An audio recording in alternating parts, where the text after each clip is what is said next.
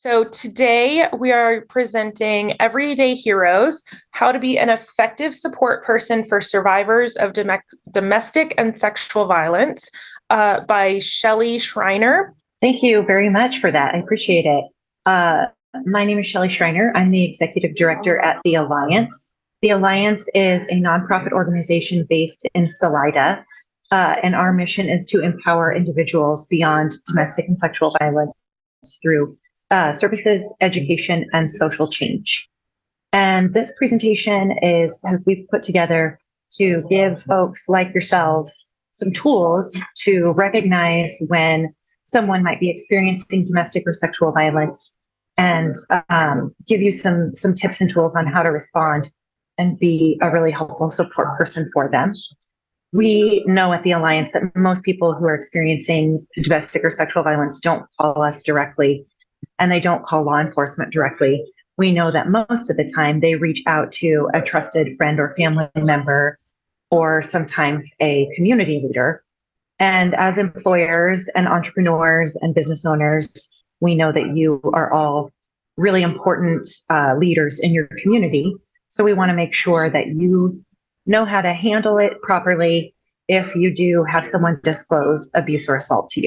So in this presentation, we're going to talk just a little bit about what domestic and sexual violence is and what are some signs to look for. And then the bulk of the time is going to be spent talking about really helpful things to say and things that might seem like they're helpful, but in actuality can make things worse or more uncomfortable for a survivor. And we're going to tell you about some resources that you can use to refer folks to. So first things first, these are some definitions. So domestic violence is a pattern of violence or controlling behavior intended to exert power or control over the victim. And sexual violence is any unwanted sexual contact in which consent was not explicitly given. So we're going to talk a little bit about domestic violence first. I think most people really kind of automatically think of physical violence when they think domestic violence. And of course, physical violence and threats of physical violence are very serious and very harmful. But in addition to those kind of physical violence things are emotional and verbal abuse.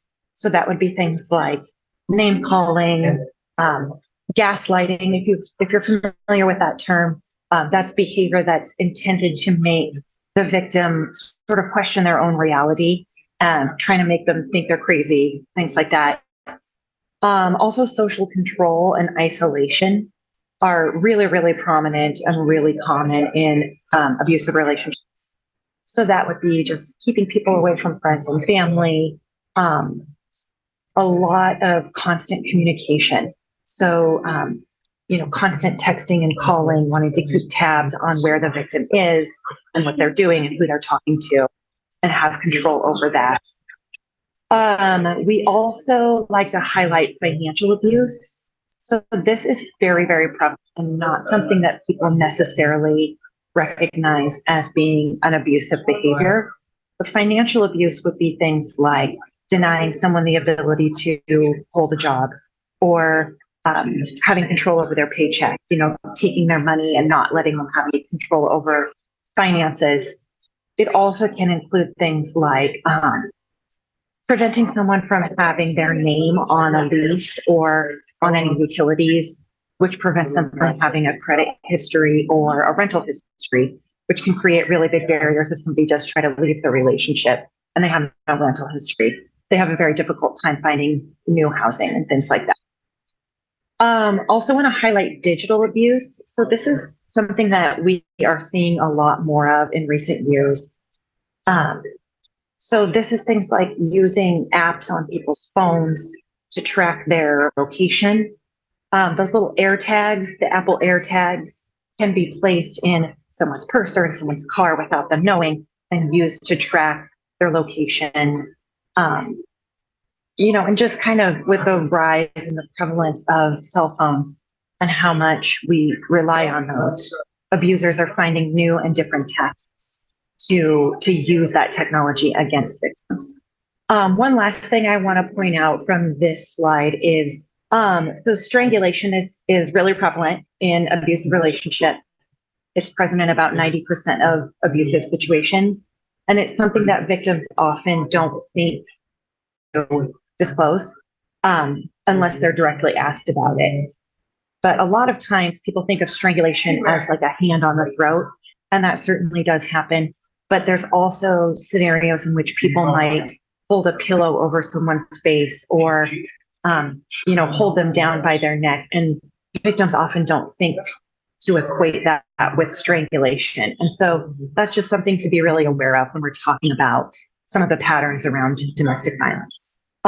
So 98% of domestic violence victims are female and 90% are male. 90% of perpetrators are male, excuse me. We certainly see male victims of domestic violence in our agency. We have a lot of male clients who experience stalking, but this being a gender-based crime, the vast majority of victims are female.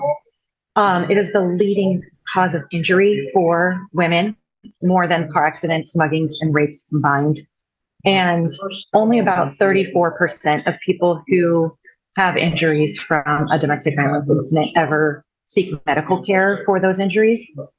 The number of folks that report to law enforcement is very similarly low at only about 30 to 35%. So this is a very underreported crime. Let's see. So sexual violence is any unwanted sexual contact in which consent is not explicitly given. So the concept of consent is really important for us to understand. Coercion is not consent, and silence is not consent. So when we talk about consent, what we're looking for is enthusiastic and what we call affirmative consent. So it used to always be no means no, right? We had the Take Back the Night rallies, and no means no was the chant. And while that's certainly true, it's really more of a yes means yes concept. So we, as opposed to like a lack of no or silence, for something to be consensual, it's very important that it's informed and it's specific and it's revocable, right? If somebody consents to sexual activity but changes their mind, they have the right to revoke that consent. And so not all sexual violence is an illegal activity. Sometimes it does not rise to the level of being against the law, but that doesn't really make it any less traumatizing or challenging or difficult for the victim. Legally speaking, when we talk about sexual violence, we're talking about sexual harassment, groping, rape, and drug facilitated sexual assault. In particular, and I think we'll talk about this in a minute, but drug facilitated sexual assault is very, very prevalent. And I want to make it very clear that this is not the same thing as like two people getting drunk and having sex. But often drugs or alcohol is used as a tactic by the perpetrator to facilitate perpetrating sexual violence on someone.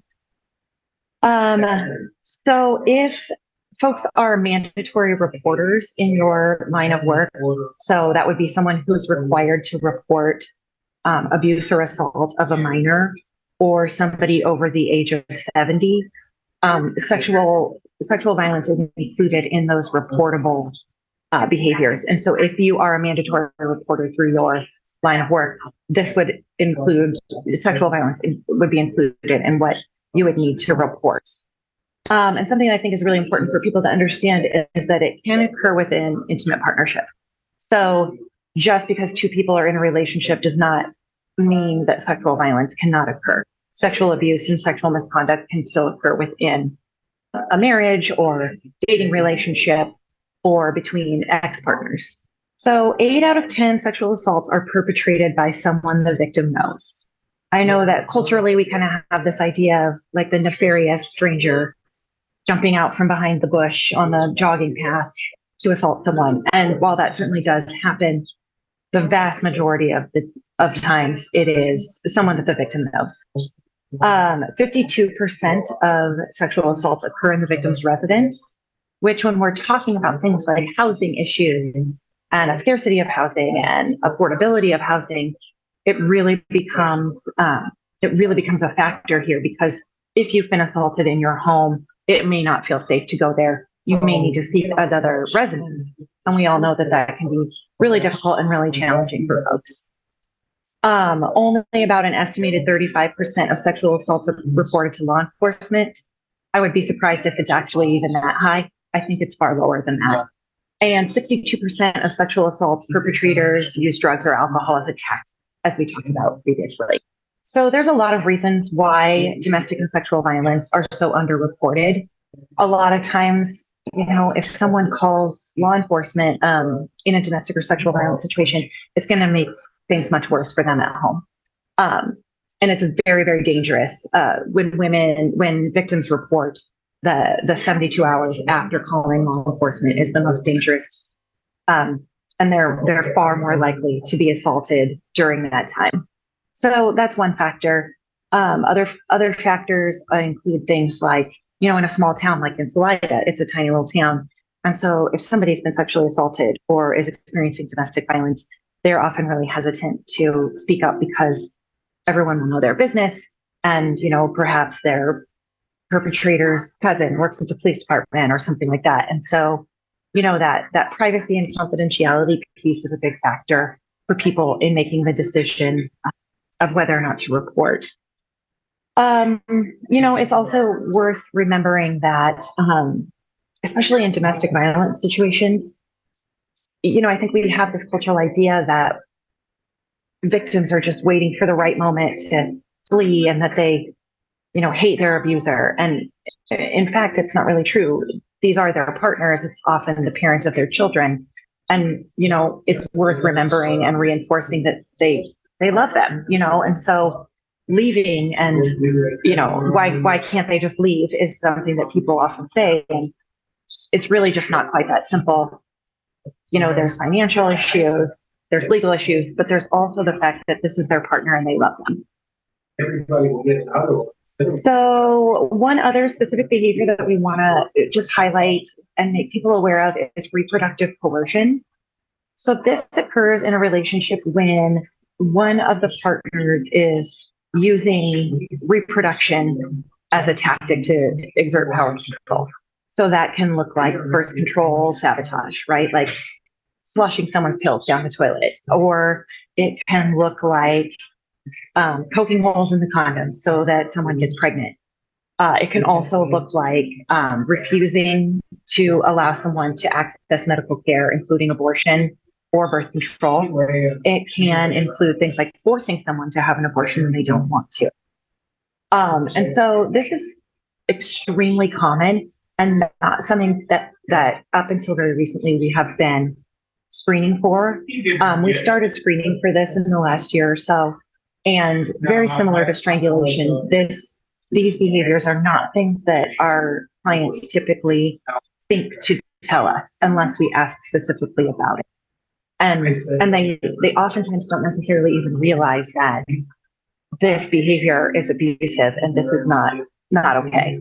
So this is something to just kind of have some awareness around as well when we're looking at the kind of dynamics around an unhealthy or abusive relationship. So knowing the signs can be really helpful and really important. A lot of this would be more in line with like medical providers, right? So if medical providers are seeing some signs and patterns in their patients, that's something we would want them to know about. But it's also something that as employers or community leaders or friends, we can observe. So obvious signs like repeated bruises, cuts, and other injuries. So this second bullet point that says petechiae. So that's a very specific kind of bruising that's caused from strangulation. And it causes what sort of looks like a rash. And it doesn't necessarily always appear on the throat. A lot of times it appears under the eyes or around the ears. And so if somebody's been experiencing strangulation and has bruising under the eyes or around the ears, or the other thing that can show up a lot is like a broken blood vessel in the eye. So somebody's eye, could have that red like blood in the eyeball. And that's something that can be a result of strangulation as well. Other things that we often see in folks experiencing these things is depression, anxiety, panic attacks, and eating disorders. Having a lot of headaches is also often something that can be indicative of abuse. Head injuries are really, really prominent in folks who've been experiencing these things. And so, a lot of headaches, trouble concentrating, a lot of the same symptoms of brain injuries you'll see in folks who are experiencing abuse.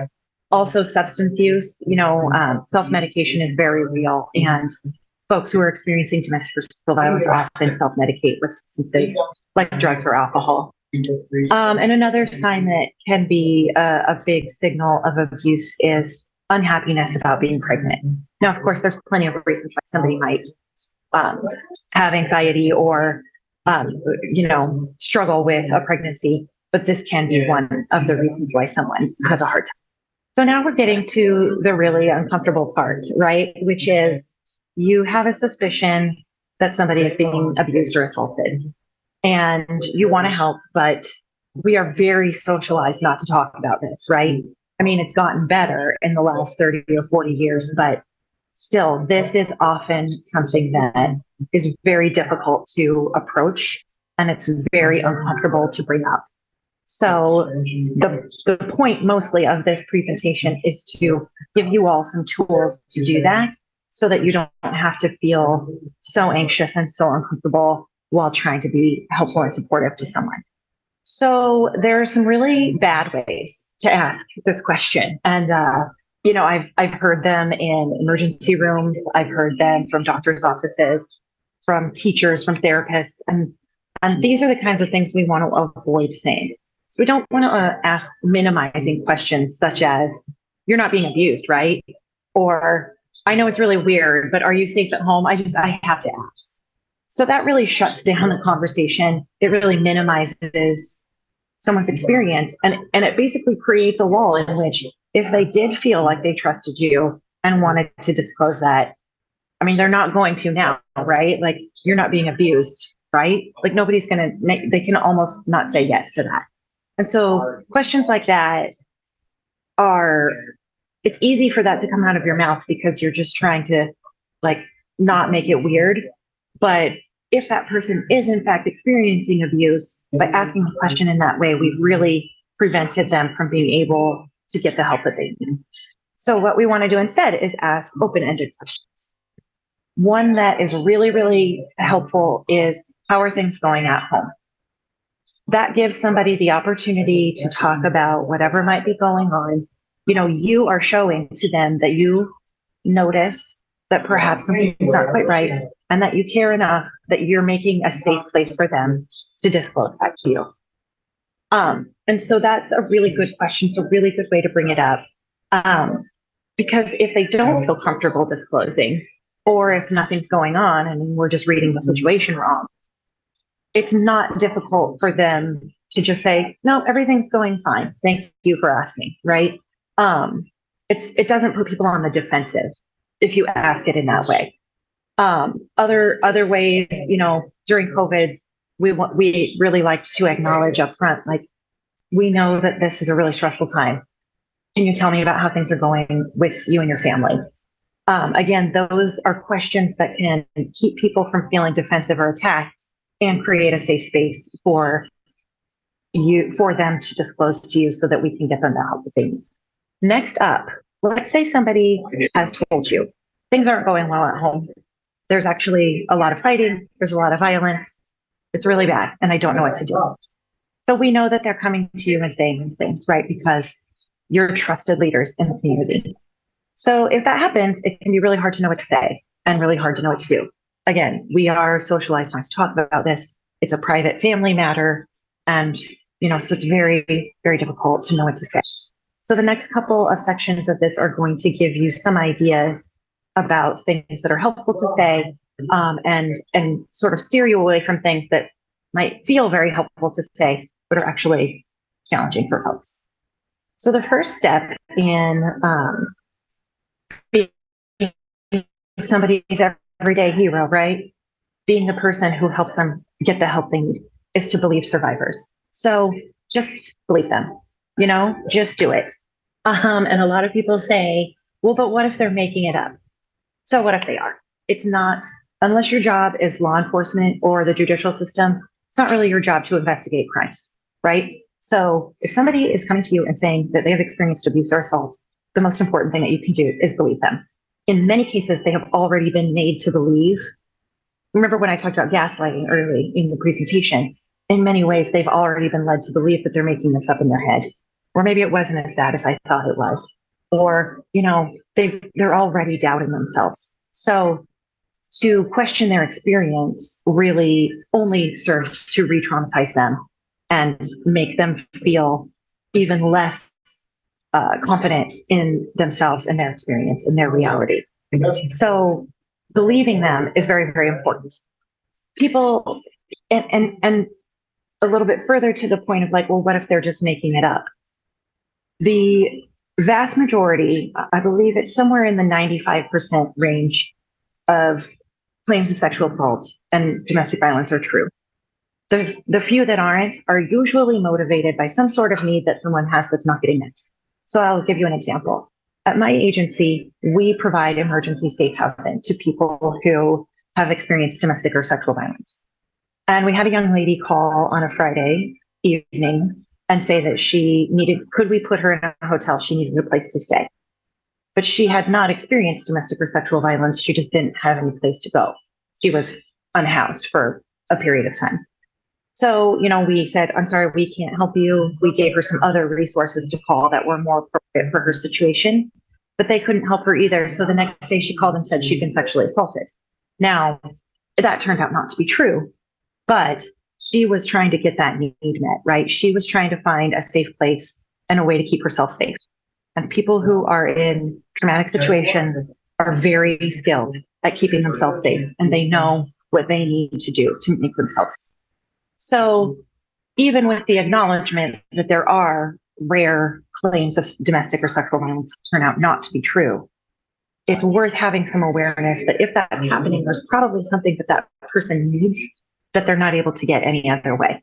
So, and in the case of this young lady who called and said she'd been assaulted and hadn't, we put her in a hotel because what is it hurting for us to help her for a couple of days and get her to a more appropriate resource so that she can be safe? So in cases like that, I would say, call me anyway, call a resource anyway, even if it turns out it's not, because that person probably needs help. So a couple of things that are really helpful to say to people when they have disclosed abuse or assault to you would be things like, I believe you and I'm sorry that this happened. Are you in a safe place right now? Do we need to address your safety immediately? And nobody deserves to be treated that way.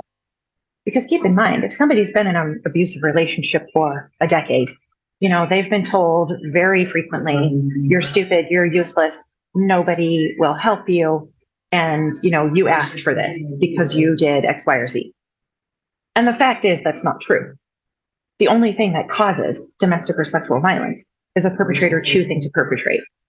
Even if there's a fight and there's yelling and there's, whatever, like trigger, like their behavior is triggering anger in that partner, it is still not appropriate to respond with violence. So there is really, really and truly no one deserves to be treated that way, no matter what they did. A couple of things that are not so helpful to say would be, are you sure? So this actually happened to me personally. My partner at the time, somebody had tried to grab me and assault me. And when I went to him for help, he said, are you sure? He was trying to help and be, thoughtful and kind. But hearing that was very frustrating because, like I said, gaslighting is a big part of these relationships and these situations. And so somebody's already feeling that they're not sure what happened, or that, they're already questioning their reality. You questioning it is only going to further make that worse. Other things that aren't super helpful to say. Did you say something to upset them? They're such a nice person. I don't think they would do that. This happens a lot in, relationships where the abuser is very charming, is very well connected in the community, could be a community leader of their own.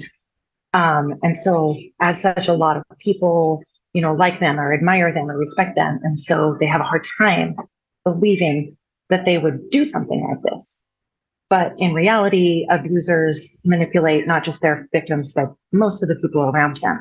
And so, that I just don't think they would do that, or I can't believe they would do that is really damaging to the survivor because it just really feels like you've made it all about how respectable the abuser is and not about what they need. The last one that people often say is, I know just how you feel.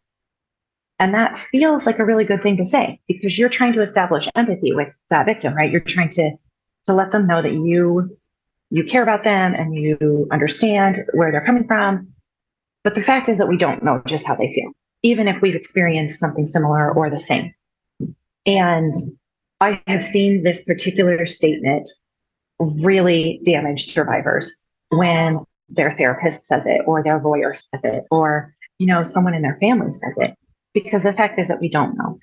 Another reason why saying this isn't really a great idea is that people who've experienced trauma really often don't want to hold the hot potato. So if you say, I know just how you feel, their instinct a lot of times is going to be to take care of you, to minimize their own experience so that they can not hold the hot potato and instead focus on what you might need. So even though that feels like an empathetic and kind thing to say, it can actually have a very opposite. Okay, so the next thing that we want to do if we have someone disclosed to us is reassure them. They very often need reassurance that speaking up and asking for help is the right thing to do. It's very, very scary and very difficult for people to ask for help. In my experience, one of the biggest barriers to people accessing our services is applying the label to themselves as someone who needs our service. So, imagine that this has been going on for a long time, and then finally this person has decided that they would like to speak up, they would like to get help, and they have to say the words out loud. I'm in an abusive relationship, or I was sexually assaulted. Those are really difficult things to say. And so really just honoring the guts that it takes to do that and how scary that is, and reassuring them that it is a good idea. They are being brave for asking for help. That's one of the most important things we can do. The other thing about this step that's really important is that it's easy to skip. So it's very easy to, someone discloses to us and we move right into, let's fix it. What are we going to do? And it's really important to take the moment to provide that safety and that reassurance for them before we shift into fixing mode so that they can feel comfortable and confident and safe and accepted by us so that we can make better progress when we do get to the fixing piece.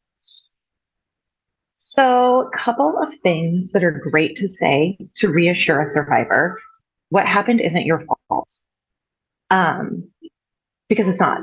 Like we were just talking about, it's nothing that a survivor did to deserve this or to bring it on.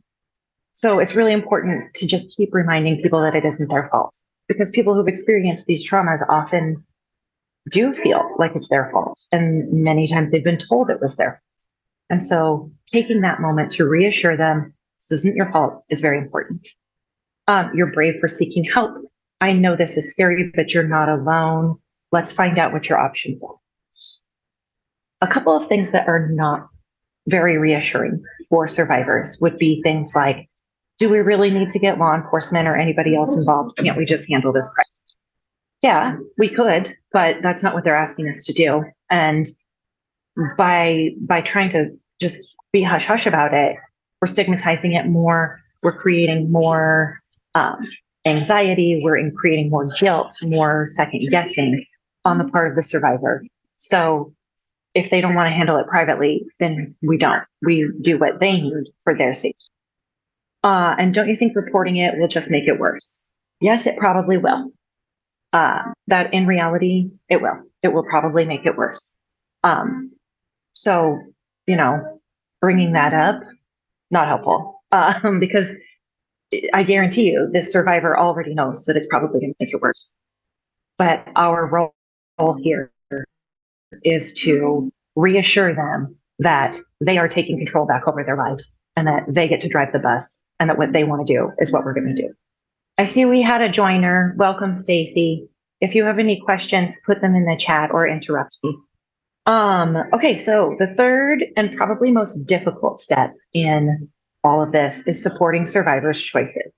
So the very sort of core of domestic and sexual violence is that somebody's power and control over their own life is being taken away. They don't have control over what they wear or who they talk to or what happens to their money. They don't have control over their own body, right, in these things. And so it's really, really important that survivors drive their own bus when it comes to how they want to respond. And that's true, even if the choice that they're making seems like a bad choice to us. And oftentimes the choice they make, we don't agree with, right? So I think a lot of people would just want to see people leave. They just want to see a victim of domestic violence leave the situation. And the fact is, there's just a lot of reasons why that's oftentimes not what they want to do. You know, they can't afford to, or they have children with these people, or they love them. You know, we talked about that at the beginning. There's any number of reasons why leaving their partner is not the best option. We might see a survivor who we think, oh my God, they just have to get out of there. And when they don't decide, if that's not the decision they make, it can be very, very difficult for us to support the decision. But it's so critical that we do, because survivors are the experts on their own lives. They know how to make themselves safe. And our role here isn't to question that. It's not to judge their choice. It is for us to help them be the best they can be and be the safest that they can be with whatever choice they make. So a couple great things to say. What would you like to do? Another thing is, I'll help you and I will support you in whatever will make you feel safe. Some things that aren't super helpful, you have to leave them, because they don't. They don't have to leave them. It's very dangerous to leave an abusive partner, among all the other reasons that we just talked about, that they may not even want to. So it's not really true. You have to call the police so they don't do this to someone else. So we hear this a lot, especially with sexual violence. And it is never the survivor's responsibility to prevent the perpetrator from perpetrating again. It just isn't. It is a perpetrator's job not to perpetrate. So there is no responsibility on the part of a victim to prevent this from happening again. Now, a lot of victims are very motivated by that, right? Like, a lot of them want to report and they want to pursue prosecution because they feel like that will help them. And we absolutely, if that's the choice they make, we are right there with them. We're going to help them do it.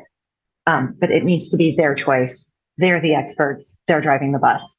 And our role is to support that no matter what they choose to do. Okay, last step is help survivors find resources. So there's a lot of different people who can help folks. There's agencies like the Alliance, which are community-based. We don't interact with law enforcement unless a survivor asks us to. And so we aren't part of the police department. We're a private nonprofit organization. And so there's organizations like ours that can help.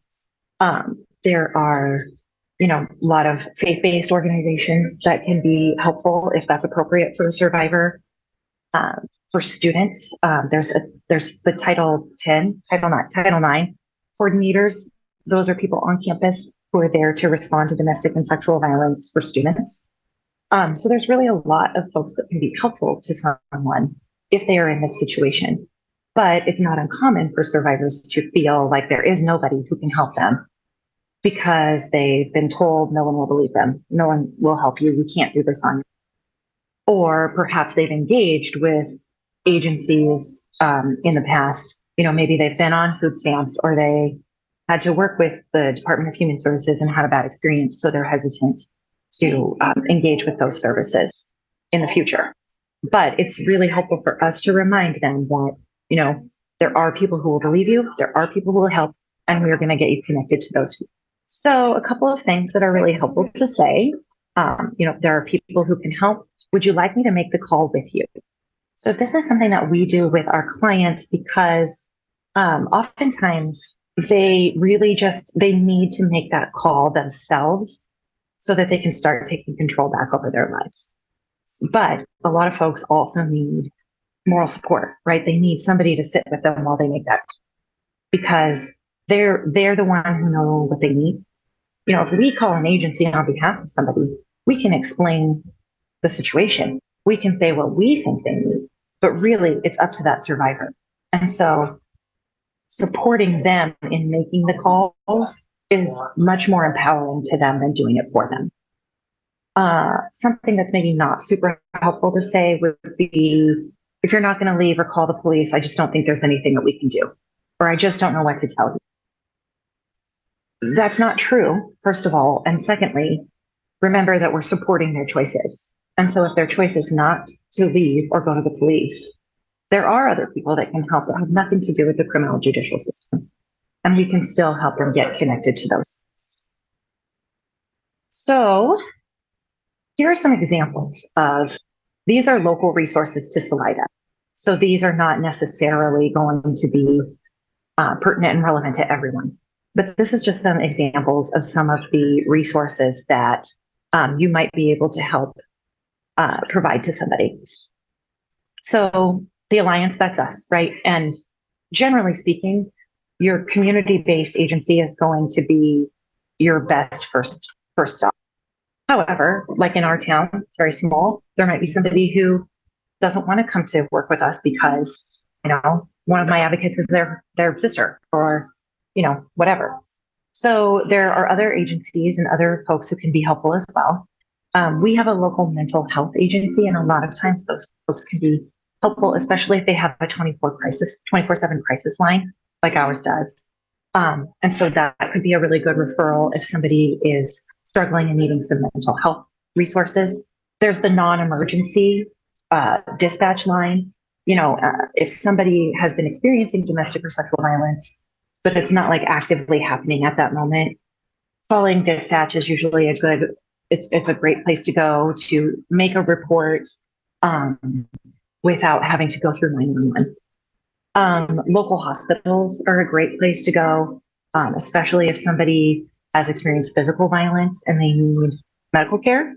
My agency also has a forensic nursing department. So that is a group of nurses that work out of my agency that provide specialized medical care to people who've experienced sexual assault and domestic violence. And they can also collect evidence if the victim wants to make a report to law enforcement. So those are some of the examples of the resources that you might refer someone to or provide to someone if they disclose this. So my advice to you would be, just become aware of what's available in your local community, so that if you need to know, you know, you've got that information and you can provide it. I'm going to skip this because this is very specific to our agency. I also want to say that agencies like mine are also here for you. So it can be really triggering and really challenging if somebody does this close to you and you have to provide this kind of support. Secondary trauma is a real thing. If you personally have experienced some of these things and then someone discloses to you, that can bring a lot of that trauma back up. And so, you know, agencies like mine are also here to provide support to you as you are helping somebody. You know, if you have an employee or if you have a friend or a family member, and you just don't know what to do and you don't know where to start, we're always here. So give a call, even if you're not sure that the person even wants to engage with services with us. If you just need support around being there for them, we're here for you as well. And that concludes the formal portion of the presentation. If anyone has questions, I would be very, very happy to answer them. I have a question. Sure. I own a small business and we are primarily focused on sustainability in events, particularly in the music industry.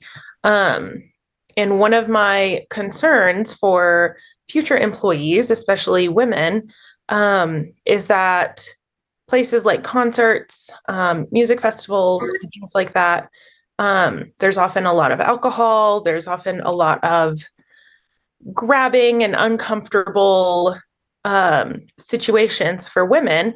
But when they have to be there for the purposes of work, what are some tips for helping employees navigate that? Mm-hmm, mm-hmm.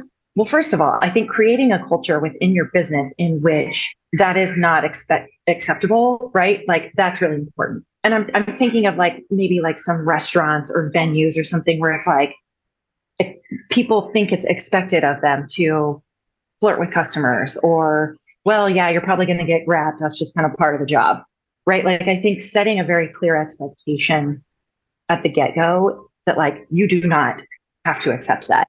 It is not part of the job and it's not acceptable for that to happen. Really empowers people to then be able to hold the boundaries that they set for themselves. Right. So if I, as a worker with your business, decide like, it's creepy and it's gross and I'm not okay. My boundary is nobody better put a finger on me. And if they do, like empowering them to speak up for themselves. Obviously, we don't want to encourage people to like fight with with people, or like respond with physical violence, but like just really helping them understand that setting a boundary for themselves for what kind of behavior they are okay with and speaking up for themselves when something happens that they're not okay with and supporting them when they do that. Probably the most important thing you can do as an employer, right? To just empower them to know that you've got their back and that that's not okay, it's not acceptable, it's not something they're expected to do. I think also just generally maybe like a little bit of almost practice or role play with them about, okay, so these situations could come up. What are you going to say? So that they feel empowered, supported, and also prepared, right, to respond in a situation that might be pushing their boundaries. Okay. Thank you. Sure. I'll just say, even if I'm not located in your geographic area, if you need help and support, call the agency, call us. We will connect you with local resources if that's appropriate. Even if I know I'm just in the middle of rural Colorado, but even if you're in the Denver metro and you're not sure what to do, just call us and we'll get you pointed in the right direction. Thank you.